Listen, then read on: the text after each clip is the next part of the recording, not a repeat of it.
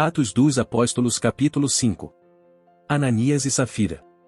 Um homem chamado Ananias, com Safira, sua mulher, também vendeu uma propriedade. Ele reteve parte do dinheiro para si, sabendo disso também sua mulher, e o restante levou e colocou aos pés dos apóstolos. Então perguntou Pedro: Ananias, como você permitiu que Satanás enchesse o seu coração, a ponto de você mentir ao Espírito Santo e guardar para você uma parte do dinheiro que recebeu pela propriedade? Ela não pertencia a você? E, depois de vendida, o dinheiro não estava em seu poder? O que o levou a pensar em fazer tal coisa? Você não mentiu aos homens, mas sim a Deus.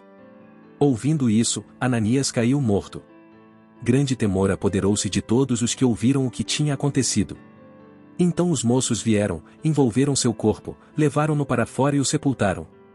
Cerca de 3 horas mais tarde, entrou sua mulher, sem saber o que havia acontecido. Pedro lhe perguntou: Diga-me, foi esse o preço que vocês conseguiram pela propriedade? Respondeu ela: Sim, foi esse mesmo. Pedro lhe disse: Por que vocês entraram em acordo para tentar o Espírito do Senhor? Veja, estão à porta os pés dos que sepultaram seu marido, e eles a levarão também. Naquele mesmo instante, ela caiu morta aos pés dele. Então os moços entraram e, encontrando-a morta, levaram-na e a sepultaram ao lado de seu marido. E grande temor apoderou-se de toda a igreja e de todos os que ouviram falar desses acontecimentos.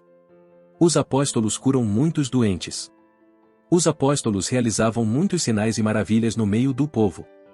Todos os que creram costumavam reunir-se no pórtico de Salomão. Dos demais, ninguém ousava juntar-se a eles, embora o povo estivesse em alto conceito. Em número cada vez maior, homens e mulheres criam no Senhor e lhes eram acrescentados, de modo que o povo também levava os doentes às ruas e os colocava em camas e macas, para que pelo menos a sombra de Pedro se projetasse sobre alguns, enquanto ele passava. Afluíam também multidões das cidades próximas a Jerusalém, trazendo seus doentes e os que eram atormentados por espíritos imundos, e todos eram curados. Os apóstolos são perseguidos. Então o sumo sacerdote e todos os seus companheiros, membros do partido dos saduceus, ficaram cheios de inveja. Por isso, mandaram prender os apóstolos, colocando-os numa prisão pública. Mas durante a noite um anjo do Senhor abriu as portas do cárcere, levou-os para fora e disse: Dirijam-se ao templo e relatem ao povo toda a mensagem desta vida. Ao amanhecer, eles entraram no pátio do templo, como haviam sido instruídos, e começaram a ensinar o povo. Quando chegaram o sumo sacerdote e os seus companheiros, convocaram o sinédrio, toda a assembleia dos líderes religiosos de Israel, e mandaram buscar os apóstolos na prisão. Todavia, ao chegarem à prisão, os guardas não os encontraram ali. Então, voltaram e relataram: Encontramos a prisão trancada com toda a segurança, com os guardas diante das portas, mas, quando as abrimos não havia ninguém. Diante desse relato, o capitão da guarda do templo e os chefes dos sacerdotes ficaram perplexos, imaginando o que teria acontecido. Nesse momento chegou alguém e disse: Os homens que os senhores puseram na prisão estão no pátio do templo, ensinando o povo. Então, indo para lá com os guardas, o capitão trouxe os apóstolos, mas sem o uso de força, pois temiam que o povo os apedrejasse. Tendo levado os apóstolos, apresentaram-nos ao sinédrio para serem interrogados pelo sumo sacerdote, que lhes disse: Demos ordens expressas a vocês para que não ensinassem neste nome. Todavia, vocês encheram Jerusalém com sua doutrina e nos querem tornar culpados do sangue desse homem. Pedro e os outros apóstolos responderam: É preciso obedecer antes a Deus do que aos homens. O Deus dos nossos antepassados ressuscitou Jesus, a quem os senhores mataram, suspendendo-o num madeiro.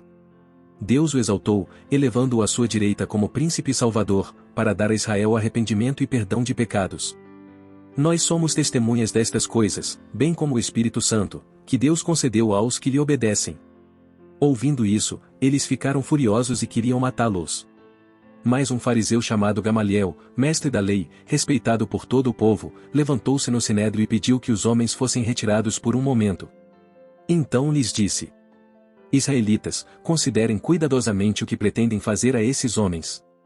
Há algum tempo, apareceu Teudas, reivindicando ser alguém, e cerca de 400 homens se juntaram a ele.